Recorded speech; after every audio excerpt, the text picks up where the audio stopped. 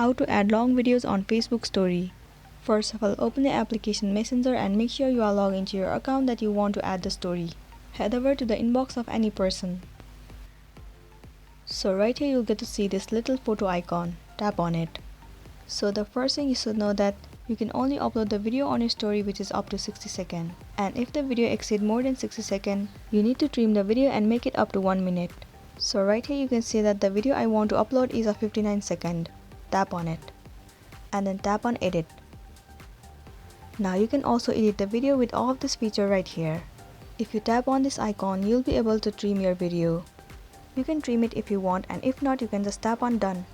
Once you are ready to upload on your story, tap on your story at the bottom. Once you are done, you can head over to your application Facebook.